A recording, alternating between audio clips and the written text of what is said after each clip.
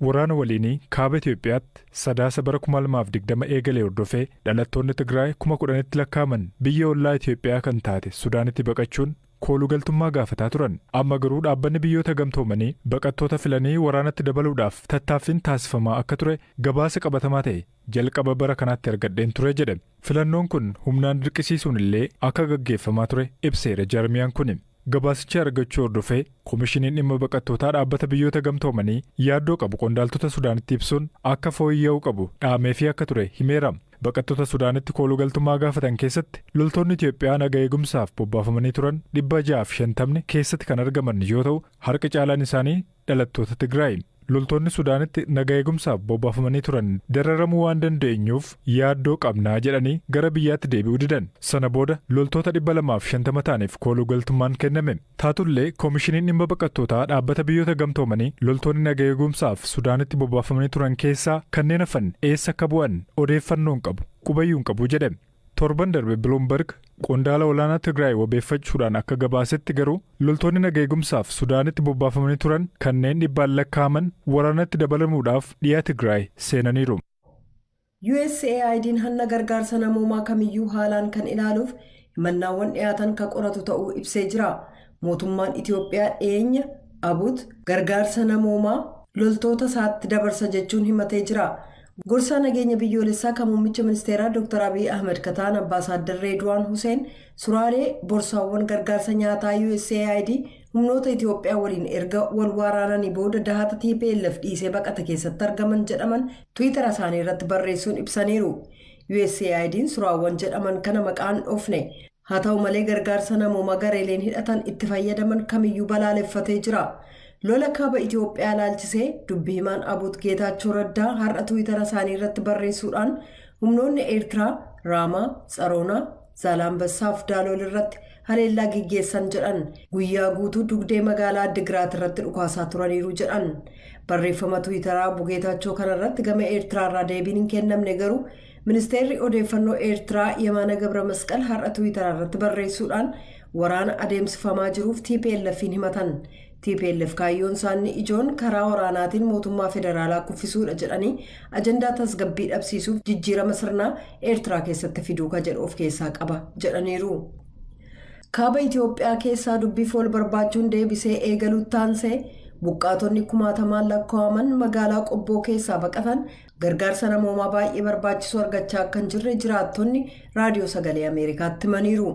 Namoonni buqqa'an irra caalaan isaanii amma yeroof manneen barnootaa aanaa marsaa godina Walloo kaabaa 4 keessa dahatanii akka jiran VOA'tti himaniiru. Bulchiinsi godina Walloo kaabaa VOA'f akka ibsetti lolli sun erga jalqabamee qabee namoonni 150,000 ol ta'an Qobboof naannoo Raayyaarraa buqqa'aniiru. Akkan gubbaatti ibse Koomishinni Mirga Namummaa Itoophiyaa gabaasa kaleessa baaseen bulchiinsa naannoo Oromiyaa godina Horroo Guduruu Wallaggaa aanaa Amruu keessatti hidhattooti gandeen aanaa sanaa fi naannoo sanaarraa akkasumas bulchiinsa naannoo Goojjaam aanaa Bureerraa dhufaniin hagaya 30-31 bara 2022 gaggeeffameen jiraattonni dhalattoonni Oromoo 60 akkasumas 70 ol madeeffamuu kanneen 20,000 ol ta'an buqqa'anii magaalaa guddoo aanaa Amruu Oborraatti baqachuu beeksisee jira. Koomishinichi haleellaa sanaan dursee hidhattoonni shanee jedhaman kan waraana bilisummaa Oromoo magaalaa aanichaa Oborraa dhuunfachuun sochii taasisaniin dhalattoota Amaaraa 3 ajjeesan jedheyyuu dubbii himaan waraana bilisummaa Oromoo Odaa Tarbii akka loltoonni isaanii naannoo sana hin turree fi ajjeechaa sanaan hidhata tokkollee akka hin qabnetti sagalee Ameerikaatti himanii jiru. Gama biraatiin paartiileen mormitootaa lama addi bilisummaa Oromoo fi Koongiresiin Federaalistii Oromoo ibsa baasaniin ajjeechaa jumlaa godina Horroo Guduruu Wallaggaa keessatti lammiilee irratti raawwatame kanaa fi gurmuu faannoo jedhamu balaaleffachuun ibsa baasanii jiran. Ajjeechaa Amruu keessatti ilaalchisee mootummaa federaalaarraas ta'e kanneen sadarkaa adda addaarra jiran aangoota mootummaarraa deebii argachuudhaaf carraaqii sagaleen Ameerikaa taasisee ammaaf hin milkoofne Tsaayii Daamxoo Finfinneerraa dabalata qabdi.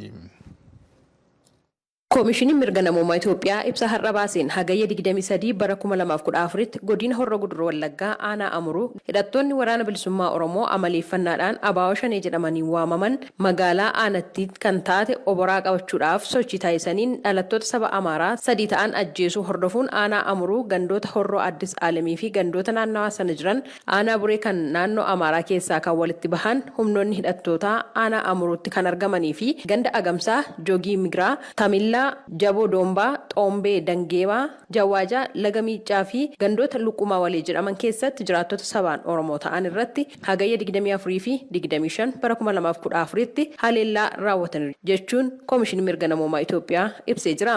Haleellaa kanaanis namoonni 60 kan du'an yoo ta'u 70 madaa'aniiru. 20 ol kan ta'an ammoo qe'ee isaaniirraa buqqifamaniiru. Qabeenyi isaanii manni isaanii horii gaanfaa dabalatee saamameera jechuun koomishiniin kun ibsee jira.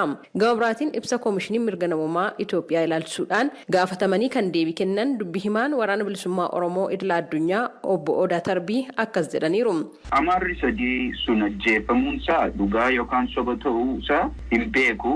Namoonni nun hangammaatti itti haasofnee warri miidiyaatti saasanii kan lubbuutiin hafani kan naannoo sana turan waan kana kan kaasan ammammaatti hin argine garuu yoo dhugaa ta'eyyuu akka waboon harka keessan qabne dhibbatti beekamaadha. Yeroo sanatti waan waboon naannoo sanas hin turre magaalota naannoo sana jiranis to'achuufis opereeshiniin jalqabe hin jiru ture. Humnoonni yeroo sana achi turanii milishaa faqqadaa fi humna faanoodha. Kana duras yeroo baay'ee kaafneerraa uummatatti bobba'anii uummata saamuu, uummata jeesuu, uummata butanii birrii maatii isaanirra gaafachuu gocha fokkisaa adda adda kan raawwataa jiru akka milishaa kana ta'e ni beekna.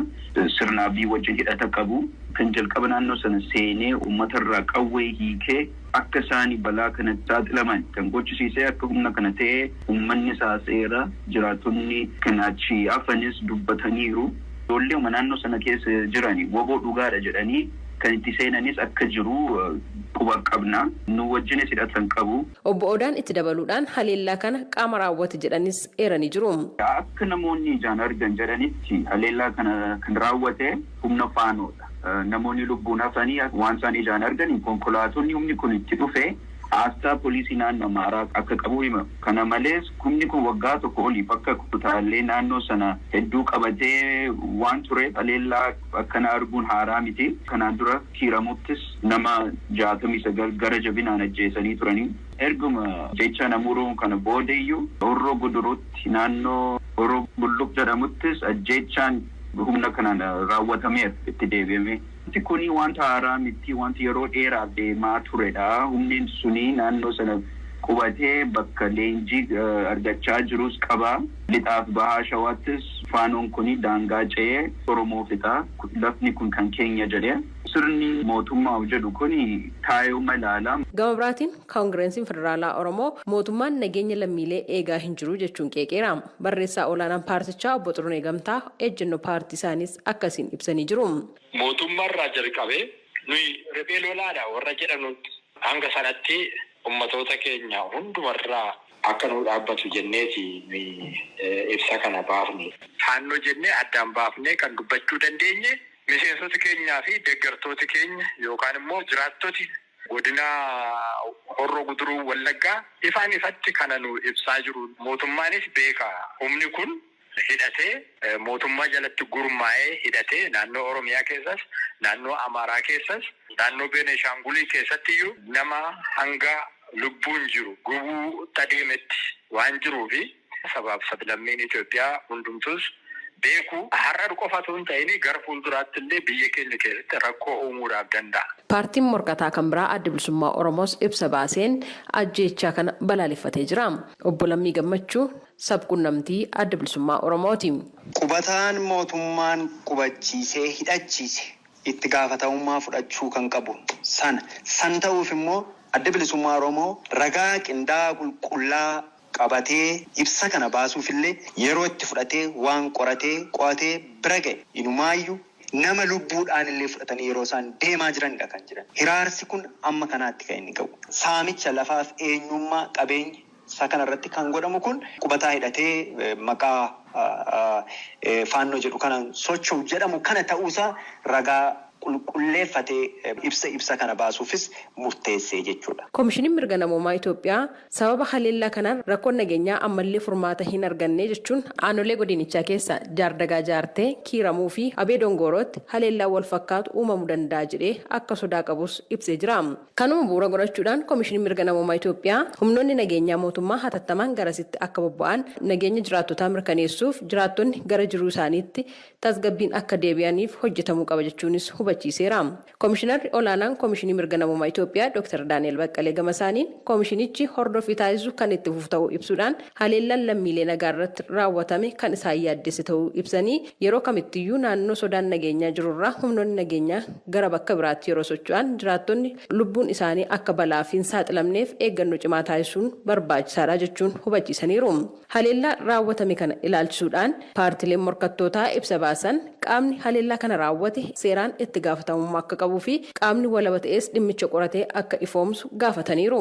Dhimma ajjeechaa godina Horroo Guduruu Wallaggaa ilaalchisuudhaan qaama mootummaarraa tajaajila koominikeeshinii mootummaa federaalaa, koominikeeshinii mootummaa naannoo Oromiyaa, biiroo nageenyaa fi bulchiinsaa mootummaa naannoo Oromiyaa, koomishinii poolisii Oromiyaa fi biiroo haqaa Oromiyaarraa deebii argachuudhaaf carraaqqii taasisne har'aaf milkoofne.